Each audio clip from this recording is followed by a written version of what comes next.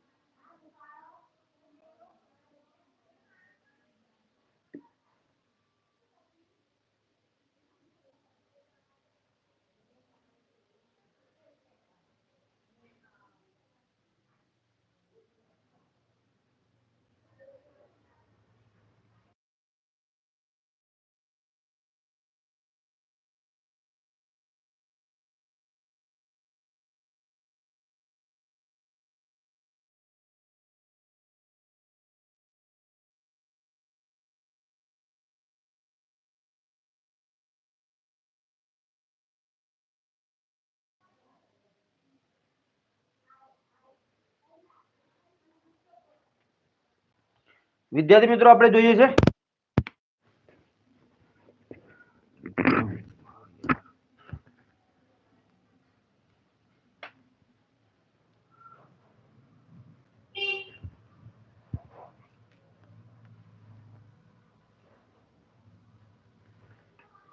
થોડી technical problem આવ્યો છે, એટલે આપણે અહીંયા જોઈએ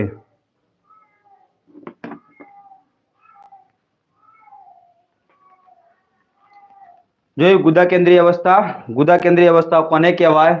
તો આ અવસ્થા બીજા કે ત્રીજા વર્ષ દરમિયાન વિકાસ પામે છે, ત્યારે બાળકની કામ શક્તિ જે તે લીમડો, જો અહીંયા ધ્યાન રાખજો, ગુદા કેન્દ્રીય અવસ્થા છે. આ અવસ્થાની અંદર બીજા કે ત્રીજા વર્ષ દરમિયાન વિકાસ પામે છે.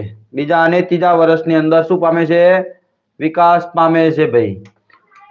ત્યારે બાળકની કામ શક્તિ જેને તે લિબિડો તરીકે ઓળખવામાં આવે છે. ખાસ ધ્યાન રાખજો, કઈ અવસ્થાની અંદર લિબિડો તરીકે ઓળખવામાં આવે છે કામ શક્તિને? તો ગુદા કેન્દ્રીય અવસ્થા. કઈ કેન્દ્રીય અવસ્થા ભાઈ? ગુદા કેન્દ્રીય અવસ્થા. તે તેની મૂળ સૂત્ર વિસર્જનની પ્રક્રિયા સાથે સંકળાયેલી છે. શાના સાથે સંકળાયેલી છે? મૂળ સૂત્ર વિસર્જનની પ્રક્રિયા સાથે સંકળાયેલી છે. આ અવસ્થામાં તેને તેના મૂળ સૂત્ર વિસર્જન સાથે સંકળાયેલા અવયવમાં ઉત્તેજનાનો અનુભવ થાય છે. તે વારંવાર આવી પ્રવૃત્તિઓ કરવાનો પોતે શું કરે છે? પ્રયત્ન કરે છે.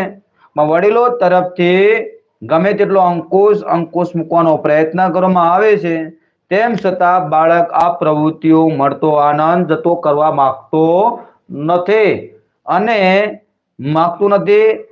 તેની આ અવસ્થામાં માતા પિતા અને વડીલોએ આવી પ્રવૃત્તિઓ પર કોઈ